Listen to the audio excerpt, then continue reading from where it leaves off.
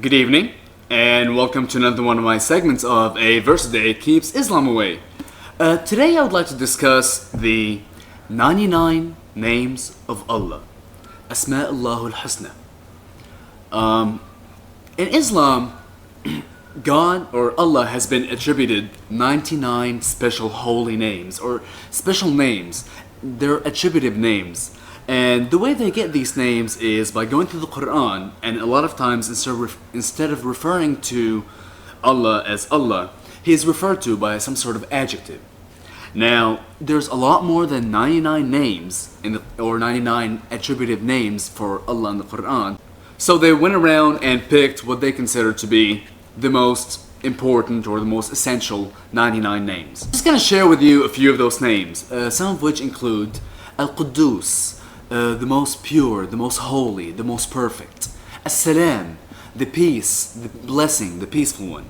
Ar-Rahman, which is the most gracious, the compassionate. And Ar-Rahim, the most merciful or full of mercy. Now, there are some other names which, personally, I wouldn't be too proud of to admit as being some of the attributives of Allah. Nevertheless, these are 100% accepted by all sects of Islam.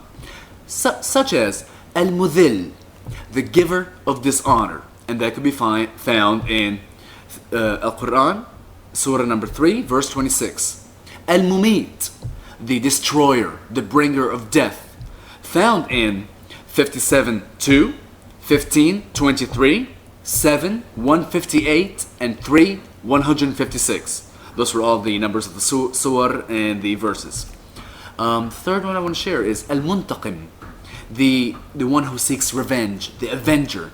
And that can be found in 44:16, 43:41, and 32:22. The fourth one I'd like to share is Ad-Dar, the harmer, the one who brings harm. And that can be found in 6:17. Now, regarding these 99 names of Allah, it's supposedly Al-Mahdi, which is this guy who's being guided, whatever, alongside with Isa, with Jesus. He will reveal the 100th name of Allah. However, there's a sect of Islam where actually even themselves, they might not even consider themselves Muslim. They have already found the 100th name of Allah, and those people are the Baha'i, and they think that Al-Buha is the 100th name of Allah, which means the glory, the splendor. However, they're not accepted by Muslims, so they're still awaiting the 100th name. Now, I want to tell you that I am your Mahdi. I am going to share with you the 100th name of Allah so that you may know Him and get closer to Him. Allah's 100th name is Al-Makir. Al-Makir appears in a few verses, but the one I want to talk to you about primarily is Surah number 3, verse number 54. وَمَكَرُوا وَمَكَرَ اللَّهُ وَاللَّهُ خَيْرُ الْمَاكِرِينَ. Al-Makir means the sly one, the deceitful one. However, unfortunately, it is not translated as such into English. That means they were deceitful, and as was Allah was deceitful, and Allah is the greatest of those who are sly and deceitful. That's how it should have been translated. Now, let's look at Yusuf Ali's translation. It says, and the unbelievers plotted and planned, and Allah too planned, and the best planner is Allah. Shakir's translation is also about planning. Pichthal's translation is, and they, the disbelievers, schemed, and Allah is the best of all the schemers. Now, Muhsin Khan's translation is, and the disbelievers plotted to kill, and Allah plotted too, and Allah is the best of those who plot. Well, you know what? None of those is actually even the definition, like I said. It should be sly, deceitful. However, if you go to verse 12:31, you will see where actually it uses the same verb, makara, or as an adjective, al-makirun, and it's actually translated into English as, it goes as, and when she heard of their sly talks. So in that verse where the word makara or makir is not even relating to Allah, it's translated properly as sly.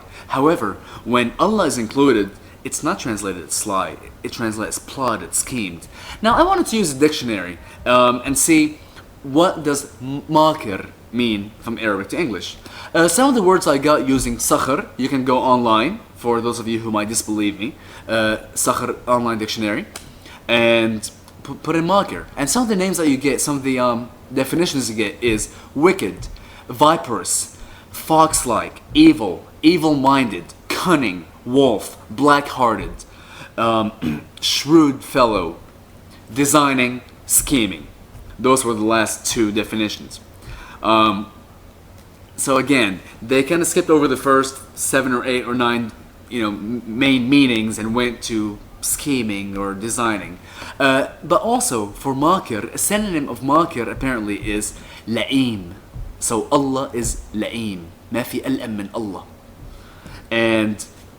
And some of the definitions of la'im are mean, vile, villain, vulgar, wicked, low, fallen, rabid, and it just keeps going on and on and on. It's not really wonderful names. However, that is the 100th name of Allah, and I wanted to share it with you. I want to say thank you for joining. You have a wonderful evening, and that's all I have for today. Bye.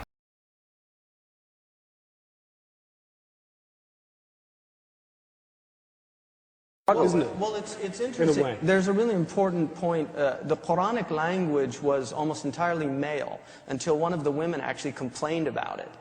She went to the Prophet and she said, why are these verses all talking about men? All the verses that came after that complaint were men and women, believing women, dhakar wa untha. And